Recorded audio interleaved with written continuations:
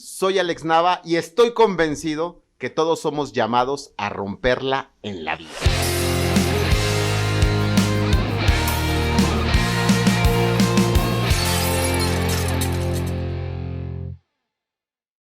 Pues muy feliz de poder tener una emisión más de Rompiéndola. Soy Alex Nava y estoy convencido que todos hemos venido aquí a la Tierra a romperla de alguna forma en la vida. Los límites simplemente existen para mostrar nuestra capacidad de reinvención, de resiliencia, de adaptación, para probar nuestros talentos, para hacernos más fuertes y finalmente para crecer en toda nuestra grandeza.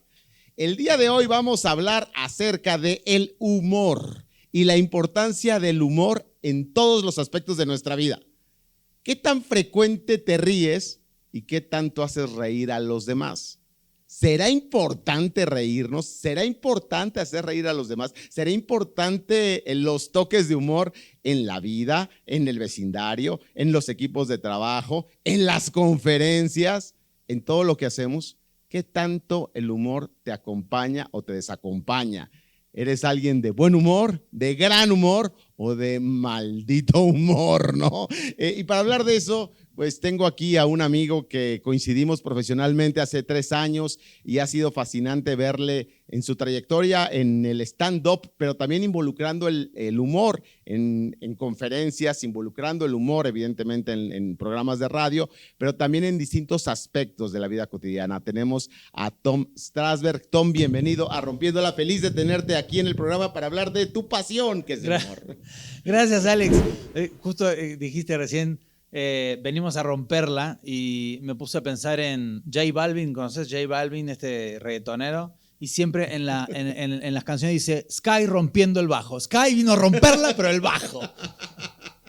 Siempre hay algo que romper. Siempre hay algo que romper, sí. Sí. Y bueno, y en el humor se rompen cosas, ¿no? Se rompen paradigmas, se rompen lógicas, por supuesto, para hacer humor. Está bueno esto que decís. Está bueno reírse, tener sentido del humor, y está bueno hacer reír. Bueno, creo que las dos están buenísimas. Creo que lo primero es tener sentido del humor, desarrollarlo y empezar a reírnos de las cosas que pasan en la vida. Oye, ¿qué tan importante consideras tú, Tom, que es el humor en la vida? ¿Será importante? ¿No? ¿Es una cosita linda que adorna la casa? ¿O tú lo consideras como algo vital que enriquece de gran manera al ser humano? Sí, o sea, creo que cada uno toma la vida como puede, como quiere, como desea, ¿no?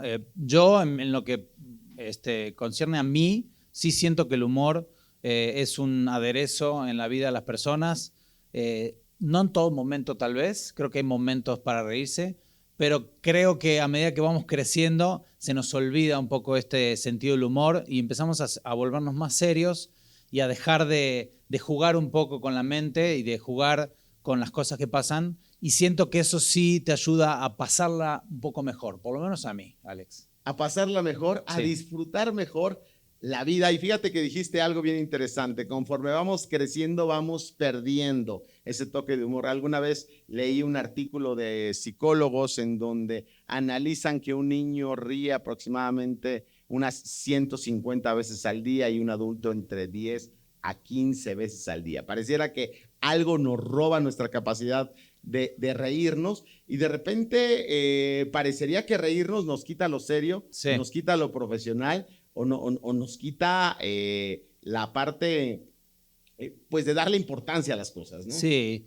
está como muy ligado, ¿no? El humor a lo poco serio, a que no te tomas las cosas de manera profesional, como dices, y si tienes una carrera o tienes una especialidad, una licenciatura, un doctorado, tienes que ser una persona seria, acartonada, y eso creo que para mí dista muchísimo de una verdad. No, una cosa no quita la otra, siempre y cuando apliquemos el humor de una manera pues dosificada, en todo caso, si lo quiero aplicar de manera profesional, pero en la vida general de las personas, reírse está buenísimo. O sea, como un condimento básico del día a día, más allá del trabajo. O sea, no tienen que estar peleadas unas cosas con la otra. Obviamente hay momentos donde no nos podemos reír. Los números de la empresa van mal, pues tal vez no está tan chistoso, ¿no? Claro. O hay una tragedia, obviamente ahí no, hay fórmulas, bueno, hay como, sabías, ¿no?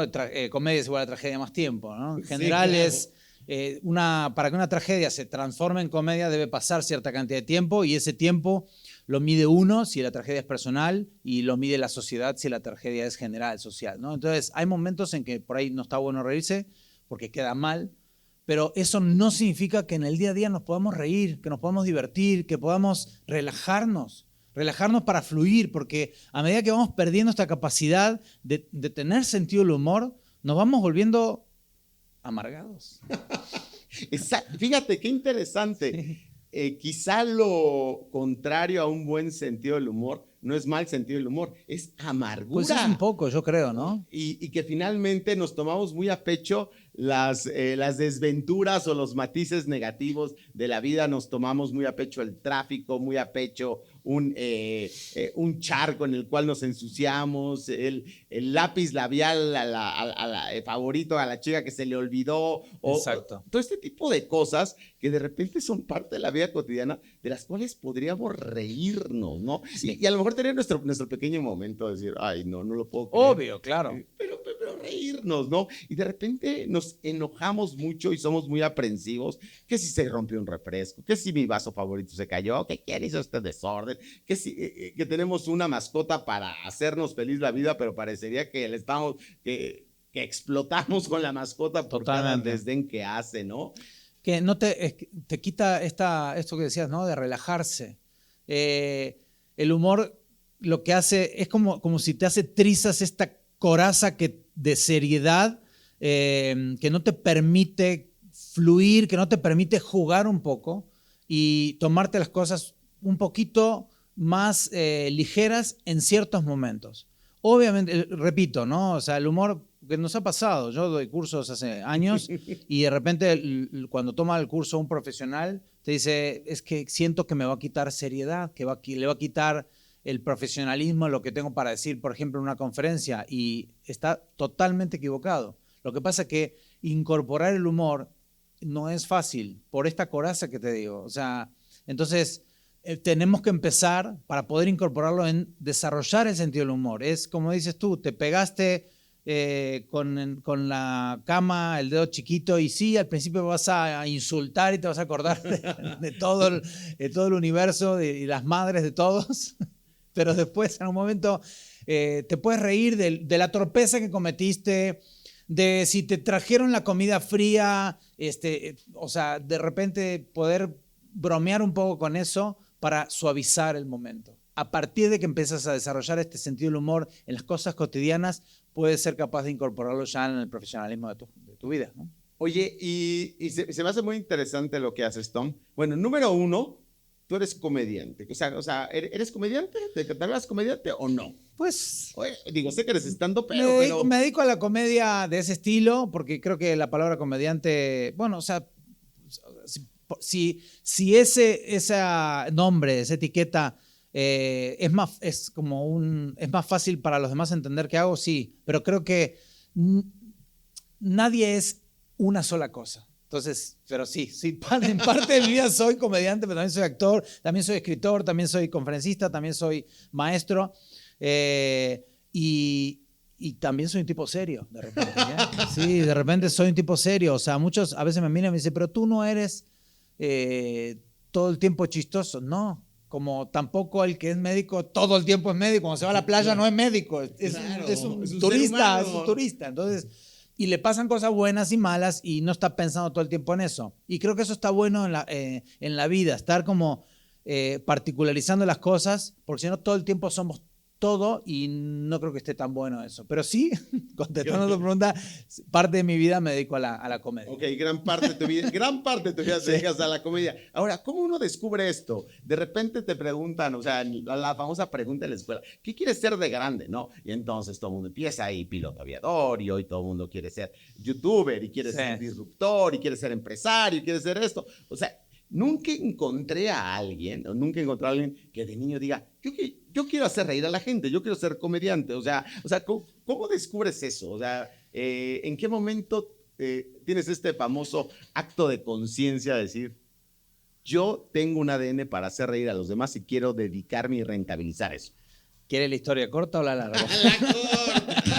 La corta y la graciosa. Cuando yo era chica, en realidad yo te digo, estudié 3 carreras en Argentina, Wow. ciencias físicas un par de años, diseño gráfico un año y diseño industrial casi toda la carrera. Pero en el momento en que empecé a estudiar diseño industrial, mi cabeza se empezó a ir como a la parte de la actuación. De hecho, cuando terminé yo la secundaria en Argentina, dije, yo quiero ser actor. Tenía esta pulsión por ser actor, también hacía reír a mi familia. Era muy tímido, pero a la vez me gustaba esto de meterme en un personaje. Bueno, pero empecé a estudiar diseño industrial al final, ya a los 20 y pico de años, y por mandato familiar. Y sí, pues cuando dije quiero ser actor, todo el mundo, bueno, la parte de mi familia, mi papá me dijo, te vas a morir de hambre, y uno se lo cree cuando Claro. uno es chico, es más vulnerable, bueno, más persuasivo, qué sé yo, no sé. Y dije, bueno, voy a estudiar una carrera seria, yo sabía dibujar, entonces, bueno. Pero te digo, hubo un momento en la carrera de diseño industrial que nos hicieron hacer una especie de presentación sobre una marca, y todos me miraron y me dijeron, tú que estás medio estudiando actuación, porque a la vez estudiaba actuación, me dijeron, ¿por qué no lo haces tú? Bueno, hicimos en todo el equipo, pero lo que hice fue imitar al maestro, lo imité. Toda el aula estaba muerta de la risa, y dije, yo quiero esto en mi vida. Dije, yo quiero esto. Presentando una maqueta, en realidad era como el desarrollo de una exposición de una marca de Sony, creo que era, PlayStation, y había que como hablar de la competencia, era como análisis FODA y todo eso, pero lo que hice fue romper los esquemas, romper la típica de una pantalla. No había pantalla, eran como objetos, y había un compañero mío que tenía el coso acá que decía competencia, entonces empezábamos como a pelearnos y empezamos a mostrar los productos, y todo el mundo estaba botado a la risa, y a partir de ahí dije, yo me quiero dedicar a esto, y me empecé a dedicar a la actuación, pero siempre la actuación con tintes de comedia, obras infantiles. Y cuando estudié stand-up en Argentina, y cuando llegué a México me choqué con la diferencia cultural que hay entre Argentina y México. Sí, como importante. que tuve muchas cosas para decir, y empecé ahí a escribir una rutina de stand-up. Y es cuando te incursionas. Cuando me empiezo a enfocar más en el stand-up que en la actuación. Ahora estoy campechaneando, también hago actuación, estoy en un teatro. Entonces, hay que ir fuera del aire, no te dije, pero también estoy en una obra de teatro. Comedia también, por supuesto, pero es actuación. Así que sí, a partir de que vine a México al año y medio, me empecé a dedicar al stand-up, a hablar de las cosas que me pasaban. Ok. ¿Qué le da el stand-up? Tú das cursos de stand-up y parecería que solo es para aquellos que quieren hacer reír a los demás. No.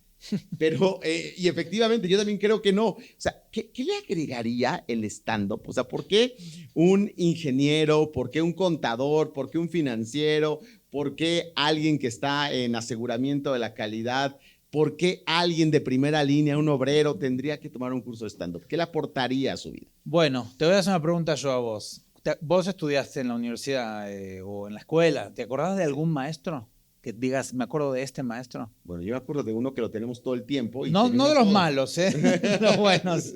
Porque hay maestros que bueno, uno por el apodo, porque se parecía a Lenin, ¿no? Entonces se llamaba Lenin. Pero el mejor maestro que conozco, que tuve en la universidad, fíjate que es interesante, no recuerdo su nombre, pero recuerdo toda la experiencia que nos dejó, verdaderamente. Él era directivo en Coca-Cola, la clase la tomábamos los sábados, y verdaderamente me dijo, así agarró el temario y dijo, el temario no sirve para nada.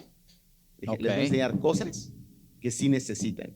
Y sigo recordando sus esquemas que hacía en un rotafolio, cómo analizaba problemas complejos de las empresas. Y lo tengo grabado y con una admiración dije, yo quiero ser como él. Ok, lo más probable es que él haya utilizado la creatividad para esto de romper el libro o lo que sea que tenían para el programa y enseñarte a su manera con dibujos o con esquemas. Incluye ponerle creatividad a una presentación. Y la creatividad viene del hemisferio derecho del cerebro y el humor también. Entonces, toda la parte lógica viene en el hemisferio izquierdo y la parte emocional, lúdica, creativa, viene de la parte derecha, ¿no? Del cerebro. Entonces, el humor lo que hace es es una de las maneras de hacerte desarrollar el hemisferio derecho del cerebro, es decir, empezar a desarrollar la creatividad, porque tienes que romper la lógica, tienes que decir lo que no esperan que digas, porque una de las razones por las que la gente se ríe es porque se sorprende. Tú te ríes porque la persona hace algo que no te esperabas, y entonces te ríes. Es una de las razones, ¿no? También porque te identificas, hay muchas razones, pero una es por la sorpresa, porque te rompieron la lógica. Entonces, yo tengo recuerdos de un maestro de sociología cuando estudiaba diseño industrial, que el tipo nos tenía 2 horas botados de la risa, porque te contaba la historia de la humanidad, de todas las civilizaciones en la Tierra, pero te lo hacía con humor. Y te lo decía con las palabras coloquiales con las que te puede contar un chiste una persona, pero te contaba la historia, te contaba las sociedades. Y me acuerdo, tampoco me acuerdo del nombre, pero sí me acuerdo de todo lo que nos enseñó y de los momentos que nos hizo pasar. Entonces, el humor, obviamente que en el stand-up, cuando me preguntan ¿para qué sirve el stand-up? Bueno, el stand-up sirve principalmente para hacer reír, punto. Cuando toman mi curso de stand-up puro es para hacer reír, punto. Que eso es muy importante, porque una cosa es reírse y otra cosa es hacer reír a los demás. Y requiere este toque de creatividad. A ver, no necesitas ser muy creativo para reírte, o sea, solamente es estar más relajado en la vida, ¿no? Tener un poquito de sentido del humor. Pero hacer reír a otros tiene este desarrollo del hemisferio derecho, de creatividad. Y entonces el curso de stand-up es para hacer reír a otros. En realidad, no es que el curso de stand-up, el stand-up como industria en el entretenimiento es para hacer reír. Pero el aprendizaje del stand-up te empieza a servir para un montón de cosas y diversifica, porque tú puedes usarlo para vender, para dar una clase, para vencer la timidez, para enfrentar a un público, para dar una conferencia, para dar un mensaje, para hablar con tu familia, para hablar en una junta en la empresa, para un montón de cosas. ¿Por qué? Porque te hace desarrollar la creatividad y pensar cómo puedes hacer lo mismo pero diferente. Entonces, ¿cómo puedo hacer para comunicar? Como tu maestro, el de Coca-Cola. El tipo decía, bueno, ¿cómo les comunico algo que sea diferente a estar leyendo un libro o un apunte de alguien que escribió alguna vez frío y que no es fácil de digerir? Pues el tipo rompió eso y dijo, bueno, vamos a enseñar las cosas para que sea interesante. Es pensarle una vuelta de tuerca a las cosas. Y el curso sí te sirve para eso. Para entender cómo pensar las cosas diferentes, para cuestionar lo que está establecido. Y porque vos vas por la vida y las cosas están todas establecidas, pero en realidad si te pones a pensar hay un montón de cosas que las puedes cuestionar. Por ejemplo, cuando 2 personas se van a vivir juntas, pero no se casan, ¿cuál es la etiqueta que le ponen acá en México? ¿Cómo se le llama? Unión libre. Unión libre. ¿Te pusiste a pensar en la expresión unión libre? Unión libre es una contradicción en sí mismo. Si está unido, no está libre, es una contradicción.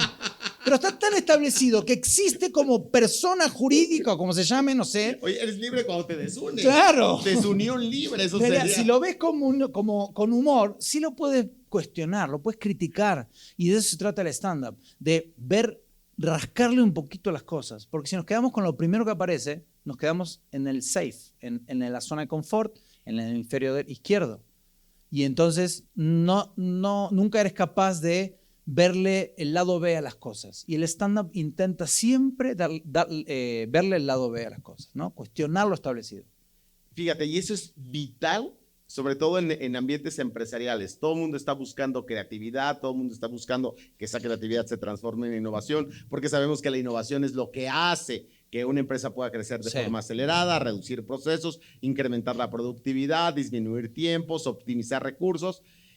Pero de repente, para poder hacer esas disrupciones, necesita desarrollar el cerebro derecho. Y el cerebro derecho lo tenemos completamente dormido, adormecido, y es un músculo atrofiado de repente. O por lo menos solo lo dejamos para los momentos de relax, cuando salimos a la noche y vamos a tomarnos una chelita y con los amigos, y ahí le damos vuelo al hemisferio derecho y no le damos entrada en el trabajo, y eso es terrible porque te enfrasca, te acartona, te deja en lo serio, en la corbata hasta acá arriba, ahogado, en cumplir el horario, que está bien, hay que cumplir el horario, ponerle en algunas empresas, en otras son más libres, pero no se da chance muchas veces a la gente de ver qué pasa si empieza a utilizar la creatividad.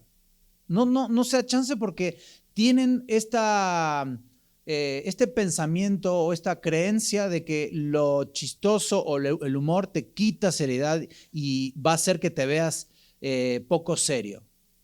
y para mí está equivocado y estás justamente cerrándole la puerta a un mundo de oportunidades. Fíjate, tú dijiste hace rato algo, eras tímido.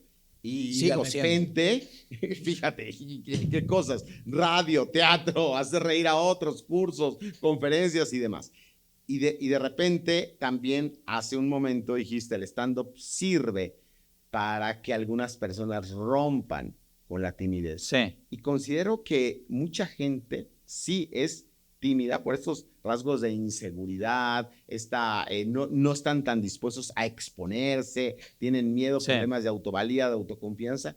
Y qué importante es vencer el miedo al ridículo, qué importante es vencer esa inseguridad y cómo hasta emocionalmente sería tan beneficioso que todos de repente pues nos expusiéramos un poquito en un ambiente seguro, en un ambiente confiado, pero en un ambiente en donde sí somos expuestos y podemos ser tal cual somos, ¿no?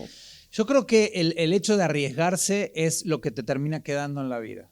Las veces que te arriesgaste y rompiste ese muro, que pasaste del otro lado, hiciste algo que tu hemisferio izquierdo te hubiera prohibido.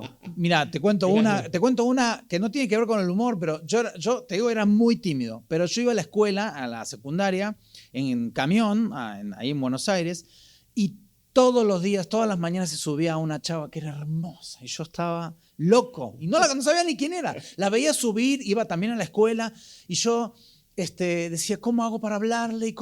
Y todo tímido y no sabía qué hacer hasta que un día tomé valor, se bajó del colectivo, del camión y me bajé atrás de ella y le dije, hola. Nada, le dije que me gustaba. La chava me mandó por un tubo, no me dio ni pelota. Pero después llegué con mis compañeros de la escuela, o sea, me volví a subir al colectivo porque me bajé, me tuve que volver a subir al siguiente. Me fui otra vez. Sí, pagar, exactamente. Y llegué y les conté. Y todo el mundo me dijo, qué bueno, te animaste. Sí, pero me bateó. No importa. Y al final, hoy, después de tantos años, me quedo con eso. Digo, por lo menos lo hice. Y no me quedé con qué hubiera pasado. O sea, me arriesgué a hacer algo que de otra manera no hubiera sabido si podía o no pasar si no lo hacía. Entonces, muchas veces creemos que perdemos muchísimo al arriesgar y puede ser que pase a veces, pero creo que la ganancia que obtienes a nivel emocional y a nivel, digamos, vital en tu corta existencia, que vivimos poco tiempo en lo que es la vida de todo del mundo, que para mí vale la pena el riesgo, vale la pena decir, por lo menos lo intenté, por lo menos me aventé. Estoy hablando de cosas donde no vas a poner en riesgo tu vida, ¿no? Obviamente, estamos hablando de cosas que puedes contar, ¿no? Sí, y fíjate, me hiciste acordar de esta frase famosa que después demuestra un psicólogo organizacional, Adam Grant, que es real, que nos arrepentimos más de lo que no hacemos que de lo que sí hacemos, ¿no? Y sé que es muy trillado y sé que se dice comúnmente, pero lo interesante de la investigación de Adam Grant es de que valida eso y dice, es real, la gente se va a arrepentir más de aquellas decisiones que no tomó, de ese no atrevimiento, de ese no salir del acartonamiento, de ese no salir de la caja, a finalmente atrevernos a, ¿no? Hacer reír a los demás. ¿Todos? ¿Estás convencido que todos tendríamos la capacidad de hacer reír a otros? Nuestro buen Abraham podría ser capaz de hacer reír a otros. Oscar Tavares. Él dice que sí. Oscar Tavares, el dueño de este lugar, ¿podría ser capaz de hacer reír a otros? Mira, yo no me considero capaz de decir todo el mundo puede hacer reír porque tendría que conocer a todo el mundo, la verdad. Creo que el tema de hacer reír pasa por los momentos. Por un momento. Hay momentos en la vida en los que estamos en un camino, en una posición, en donde tenemos cosas para decir. Y estoy hablando del stand-up, porque la parte de contar chistes ya es otra profesión. O sea, tiene que ver con la rama de la comedia, pero ya requiere por ahí de un talento... ¿Natural? No sé si natural, no sé. Creo que los cuentachistes son personas que tienen un don, un talento para contarte una historia y darte matices. Hacerlo gracioso. Sí, sí, de algo que por ahí es de dominio público, de hacerlo propio y contarlo. Pero pero que se diferencia del stand-up observacional, que es el que enseño yo y el que ejerzo yo en los escenarios muchas veces, en donde eres tú mismo, eres como una persona escénica, o sea, eres tú proyectado y exacerbado arriba del escenario, una faceta tuya, crítica, que cuestiona las cosas, que se queja, y donde realmente si tienes cosas para decir y puedes ser capaz de incorporar el sentido del humor, o sea, de verle el lado B a las cosas, sí lo puedes hacer.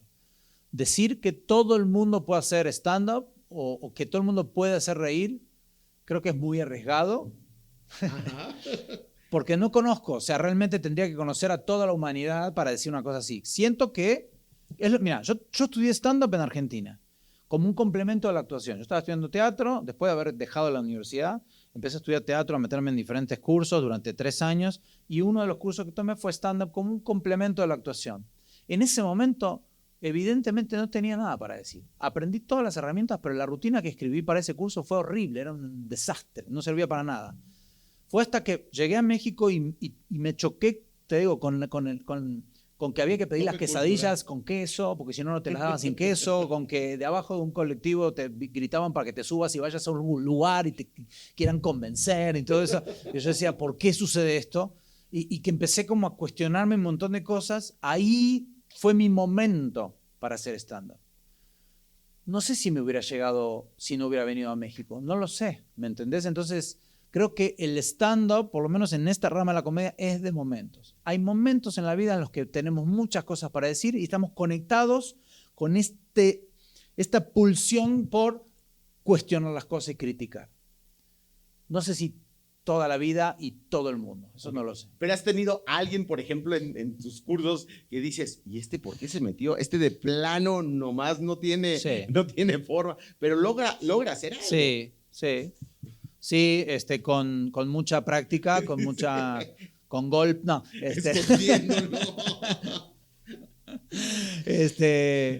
Creo que sí me he topado con alumnos que al principio no tenían, no le llaman la forma, así, no sé. Y de repente, pues las técnicas y la práctica o sea, porque siempre les digo, chicos, chicas, dense el permiso de equivocarse, denle lugar al error. Es necesario equivocarte para poder aprender, necesitas equivocarte. No es ni siquiera si te equivocas no pasa nada. Equivócate, por favor. Es así. O sea, no hagas reír, hazlo mal. O sea, de repente cuando alguien trata de hacer reír a otra persona y cuenta o hace su rutina o cuenta su chiste y a veces dice, ya. O sea, como diciendo, ya acabó, ahora sí. Ría, ahora toca que se rían. No, claro, es que muchas veces la comedia está ahí y no tenemos que empujarla para que suceda, porque se nota aparte, se nota cuando alguien quiere hacerse el gracioso y otro es gracioso. El gracioso es el que es gracioso, es genuino. Te está contando, estoy hablando de stand-up, estoy hablando de contar chistes, porque ahí es una materia que por ahí no, contar chistes de dominio público, estoy hablando, tipo Polo Polo, que en paz descanse, Jorge Falcón, Teo González, Tony Balardi, etcétera, que son grandes comediantes, pero que cuentan por ahí más chistes, aunque a veces los hacen como más estandopeados, pero es una rama de la comedia muy respetable y que te digo, hay que tener para mí un talento especial. Pero el hablar de tus cosas, que es el stand-up, y de observar la realidad que te rodea, observarte a ti en esa realidad, si realmente lo que dices te pasa y lo sientes y lo vives, es muy probable que estés más cerca de hacer reír que si intentas por todos los medios hacer reír con lo que te pasa. Fingir. Sí, es empujarlo, es como, no sé si me explico, es como poner la comedia por delante. No, la comedia ahí está. Si a ti te pasó algo insólito en la vida y lo quieres contar, trata de contarlo con tus palabras, que es más probable que estés más cerca del chiste que si intentas hacer reír y adornar eso que te pasó para hacer reír. Después hay técnicas y hay rompimientos de la lógica y hay caminos para llegar al remate, que es el punchline, lo que hace reír al final, el latigazo final de un chiste, donde puedes hacer, incluso impulsar un poquito más la comedia. Claro, pero que es ahí también en donde están estas herramientas que dices, donde finalmente sí hay herramientas, o sea, sí hay como este don natural, pero que junto con herramientas y junto con un camino de enseñanza y de práctica consciente, pues uno puede irlo metiendo en su día a día, ¿no? Sí. Desarrollando el cerebro derecho, Exacto. generando esta posibilidad de un ambiente un poquito más relajado a su alrededor, ¿no? Sí. Oye, pensando en que llevas años dedicándote a todo esto, estoy seguro que no todo te ha salido bien. Estoy seguro que debes tener por ahí algunos momentos medio oscuros en tu transitar del stand-up. ¿Cuál ha sido una de estas experiencias más, pues, dolorosas, oscuras? Un show no bueno del cual tú dices, híjole, qué barbaridad, qué momento tan complicado. Mira, tengo como 2 recuerdos así muy, muy presentes. Uno es un show que tuve que hacer para un cierre de campaña de una diputada en Papantla, en el pueblo, bueno, municipio de Papantla, ahí en Veracruz creo que está. Sí, Veracruz. Se organizó de una manera en donde primero dio el discurso la diputada o la candidata a diputada, y terminado el discurso se fue, y era en una plaza pública, en un parque, o sea, una explanada, y era gente acarreada, o sea, gente que bajaba de camiones y... Sí, que iban por conveniencia, para apoyar más que por una convicción o una ilusión. Sí, no. Era gente que la llevaron, y cuando se va la diputada, todos empiezan a ir atrás de ella. Entonces viene alguien al micrófono y dice, y ahora el chistoso, el comediante, y yo así. El chistoso. El comediante, y yo salgo y no había nadie. Se habían ido todos. O sea, quedaba la gente con las playeras del partido político, y pues de 20 minutos que me habían contratado para que haga, hice 5 porque no hubo manera. O sea, no había gente a quien hacerle el show. Y se siente horrible, ¿no? Porque tú vienes preparándote, vienes viendo el material que vas a hacer, y tienes como esta ilusión de hacer reír a la gente, y no hay gente así para hacer reír. Esa es una. Y el otro fue cuando empiezo a hacer stand-up, me empieza a ir muy bien. Empiezo a romperla, a hacer reír en todos los escenarios. De hecho, en una ocasión, quien fue en su momento nuestro padrino, Héctor Suárez Gomis, un tipazo que nos dio mucho lugar y nos abrió las puertas para que le abramos sus shows del Pelón en sus tiempos de cólera en su momento. Me dijo, vamos a hacer un show en un lugar en Polanco, y me dice, vas a ir tú y 2 más, ¿no? Y después él cerraba. Y me dice, vas en segunda llamada. Yo fui el primero. No se rió nadie. Y la venía a romper, o sea, venía arriba. Entonces, tú eres con la confianza. Venía con la confianza. Y me fue mal, me trabé, me trastabillé, la gente estaba como así, estaban pidiendo, fueron varias cosas que se juntaron, pero obviamente yo me puse nervioso y me empezó a ir mal, y caí de donde venía, que venía rompiéndola, hasta el fondo. Estuve un mes deprimido, así, si no sirvo para esto.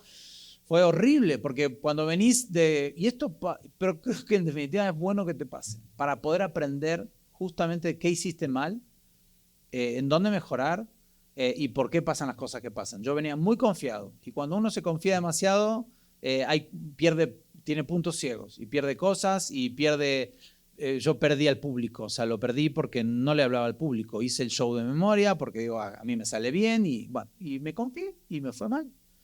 Y en ese momento Gomis me dijo, no te preocupes, lo que pasa es que aquí no quieren los argentinos. Trató de consolarte. Sí, pero pobre. Bueno, él después, al mes, le dije, dame otra oportunidad, y me dio, y ya ahí empecé otra vez, y me empezó a ir muy bien otra vez. Pero esa vez fue de los peores shows que di. O sea, no se vio a nadie. Pero fíjate, dijiste algo que me hizo mucho sentido, porque es un tema del cual yo hablo continuamente.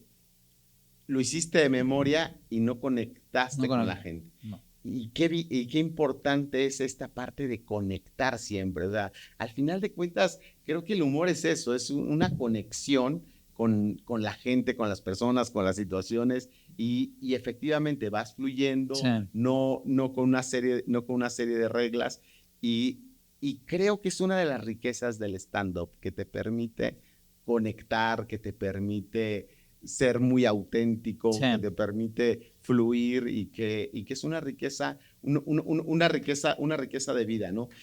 Tú decías, hay algunas herramientas, hay técnicas, o sea, ¿cuál sería una herramienta para empezar a trabajar el stand-up, para empezar a desarrollar este método creativo, este hemisferio derecho? O sea, una de tantas herramientas de las que enseñas. Bueno, una de las que enseño se llama regla de oro, que es una regla para observar, donde es como la base, es cómo empezar a observarte a ti mismo o observar la realidad circundante para poder cuestionarla, criticarla, quejarte o burlarte, ¿no?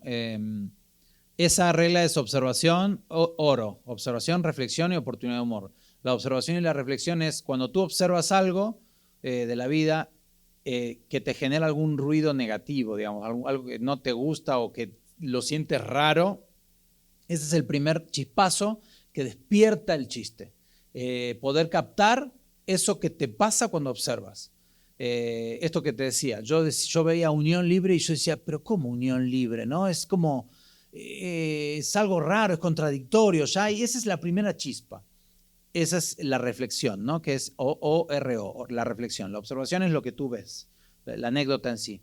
Y la oportunidad de humor al final es esta capacidad de romper la lógica y decir algo que no se espera y que no estaba en esa observación.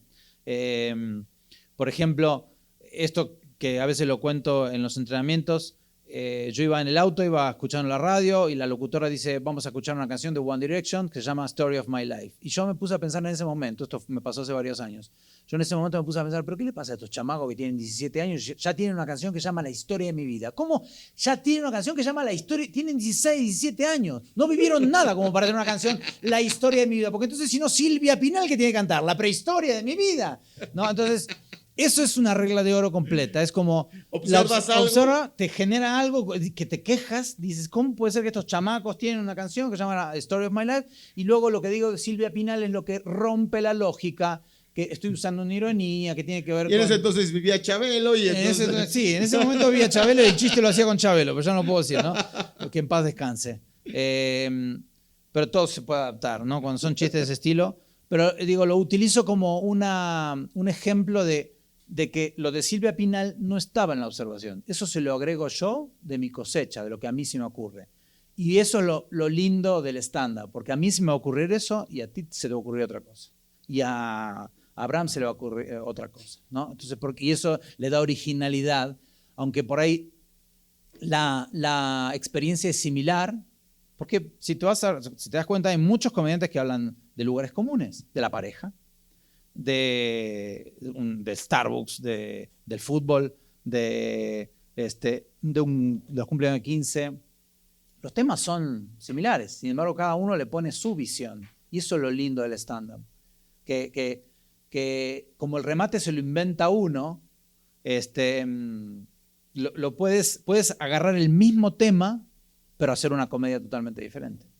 Claro, y es ahí donde viene entonces este toque de creatividad. Sí. O sea, es una invitación a observar la vida cotidiana, a reflexionar en los absurdos de la vida pues cotidiana. Pues en las cosas negativas, siempre el stand-up tiene un trasfondo negativo. En general uno no se ríe del ganador, se ríe del vulnerable. En una conferencia es distinto.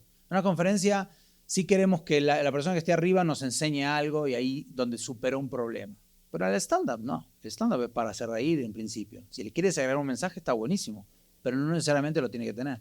Ok, entonces hago esta reflexión del absurdo, de lo ridículo y demás, y luego le agrego algo. Es donde viene mi creatividad, es donde viene mi toque. El hemisferio derecho. Y el hemisferio derecho. Y conforme practico eso, puedo gradualmente... Exacto, empezar a ser creativo. Empezar a ser creativo y empezarme a reír de las cosas cotidianas, ¿no? Y eso es algo que enseñas a conferencistas. Exacto. Tengo un entrenamiento que es de stand-up puro y tengo otro entrenamiento con Patti Munive, mi querida hermana, socia, amiga de la vida, Patti Munive, con la que doy entrenamientos para hablar en público con herramientas de stand-up profesional. Entonces, mezclamos el coaching ejecutivo y toda la estructura de la conferencia con la parte de romper la lógica, de usar el hemisferio derecho, de usar el humor para comunicar. Y las herramientas que damos, siempre lo decimos, las herramientas que damos como te hacen trabajar el cerebro, te funcionan con o sin humor, porque te ayudan a ordenar tu discurso. Claro, definitivamente es volver a fluir en ideas y entonces cuestiono hasta mi propio discurso y hasta me puedo reír de mi propio discurso. Y fíjate que nos cuesta trabajo a los conferencistas de repente incorporar el aspecto del humor. Sí. Pero qué bien cae el humor finalmente para temas de aprendizaje y para hacer una conferencia un poco más relajada, ¿no? Pues míralo a César Lozano. César Lozano te hace botar de la risa todo el tiempo que estás viendo su conferencia, pero te enseña, te da tips de la vida. O sea, es un gran orador que le mete humor. Él tiene también un carisma arriba del escenario, pero lo fue desarrollando. Tú lo ves en las entrevistas y dices, bueno, el chico era súper tímido y me temblaban las piernas cuando iba a dar la lección en la escuela. Y me dijeron, tú nunca vas a hablar en público. Sin embargo, mira quién es ahora. Entonces, sí se puede aprender. Claro, y es un recurso adicional que todos los expositores deberíamos seguir, ¿no? Y deberíamos promover por desarrollar. Fíjate que uno de los 10 mandamientos de las TED Talks, uno de ellos dice, recuerda que el humor es bueno. Sí. O sea, y así lo pone, o sea, recuérdalo, o sea, acerca de la riqueza que tiene una conferencia con humor. Podemos decir lo mismo, el mismo contenido que aporta muchísimo valor con las evidencias que se necesitan a la audiencia particular, pero si le metemos el toque de humor, lo hacemos superior. Es un ¿no? pegamento. Es pegamento porque lo que te dicen se te queda pegado en la memoria. El humor funciona como un pegamento en la conferencia. Wow, y esto entonces lo deberían saber cualquier profesor, cualquier abogado, cualquier contador. Todos los que tienen que comunicarse. Oye, el SAT debería de comunicar con humor, ¿no? Sí, decirte vas a tener que pagar tanto. Sí, exactamente, ¿no? Todas sus leyes y cambios que van a, que existen, ¿no? Tom, se nos está acabando el tiempo, pero finalmente para ti el tema del humor al día de hoy es algo que va a ir penetrando más en la sociedad, es decir, vamos a tener una sociedad cada vez más sensible, buscadora de desarrollar esta habilidad o finalmente es una batalla que va a perdurar y que va a aparecer siempre la lucha entre los serios y los cómicos, entre los rígidos y los que hacen y los graciosos, ¿no? O sea, ¿qué piensas? Pues está un poco complicado hoy en día el tema del humor. No complicado, sino se volvió un poquito cuesta para arriba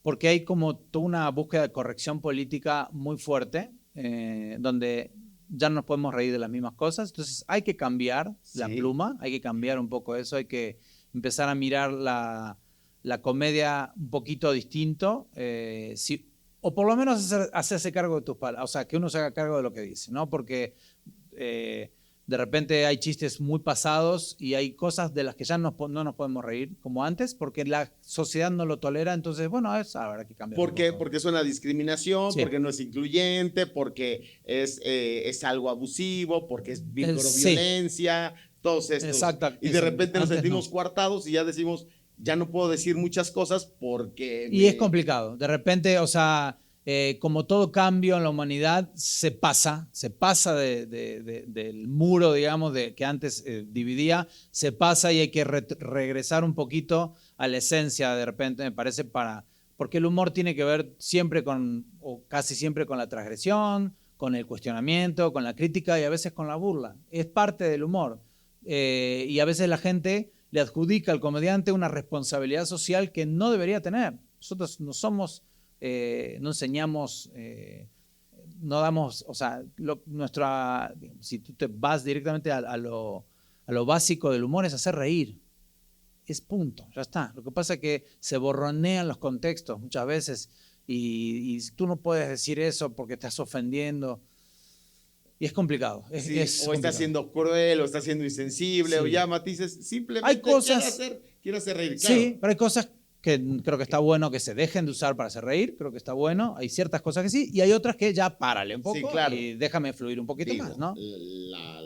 Hay famosas historias ahí de tragedias que se usaron como chistes y que esas ya por ahí no son censuradas, pero efectivamente, de repente hay pequeños y ligeros toques, ¿no? Donde hay gracia, pero esa gracia puede agredir, ofender, hay mucha sensibilidad alrededor de lo que se dice. Y yo creo que es el gran desafío que existe en el humor. Sí. El cómo sí puedo mantenerme siendo alguien espontáneo, genuino, que conecta, que hace reír, sin lastimar, ofender susceptibilidades de nadie. Y por ahí habrá alguien que siempre diga, sí, no me gusta y demás, es mucha soberbia o es mucho contra este perfil de personas y demás. Pero uno no le puede gustar a todo el mundo. Mira, hasta Messi lo critica, imagínate. Claro. Así que bueno. Hasta los argentinos los critican, ¿no? Totalmente. No, entonces, pues qué gusto platicar acerca de este tema, la importancia de reírnos, la importancia de hacer reír, la importancia de vivir más relajados en la vida, cómo nos favorecería y cómo quizás seríamos también menos hostiles en muchas cosas, porque cargamos con un nivel de estrés. Terrible. La gente va a los espectáculos porque dice, me quiero relajar. De hecho, hay hasta risoterapia como parte de las estrategias de relajación, por lo mismo, porque la risa relaja. Nos relaja, genera endorfinas y nos pone en un estado extraordinario. O sea, entonces, qué bien nos haría poder... Lindo de reírse, lindo, hermoso. Poder tener una vida un poco más relajada. Siempre termino, Tom, preguntándole a la gente que viene aquí al programa, ¿cuáles serían tus 3 consejos para romperla en la vida? Ok. Una es la perseverancia, o sea, perseverar, o sea, si te empiezas a dedicar a algo, es, digamos, la disciplina, la práctica, perseverar con la práctica. Va a llegar un momento en que la vas a romper. Otra es no arrepentirte. O sea, si tienes una idea que tú estás convencido de que la puedes llevar a cabo, llévala a cabo. No, que tus miedos no te coarten esa libertad para llevar a cabo una idea, para desarrollarla, ¿no? Y la tercera, sí creo que es tomarte la vida, los momentos de la vida no tan en serio. Reírte un poco más de todo lo que nos pasa y divertirte, porque la vida es una solita y se terminó. Sí. Poderte atrever, con eso romper los miedos, la perseverancia, que fue el primero que mencionaste, y el reírte un poco más, ¿no? No me acuerdo este famoso poema que dice que si volviera a vivir otra vez mi vida, dejaría de ser tan aprensivo con las cosas, desearía poderme reír del desorden, no enojarme por salir sin paraguas, poder disfrutar mis zapatos rotos y creo que es este Borges el que escribe este poema, como si volviera a vivir otra vez mi vida, ¿no? Como diciendo, no me la tomaría tan en serio. Y me relajaría un poquito más y la disfrutaría un poquito más. Pues muchísimas gracias. Gracias. Un gustazo tenerte. Muchas gracias a todos. Pues a reírnos un poco más, a tomarnos la vida un poco más ligera y a seguirla rompiendo. Soy Alex Nava y estoy convencido que todos hemos venido a romperla y a reírnos en la vida. Soy Alex Nava y estoy convencido que todos somos llamados a romperla en la vida.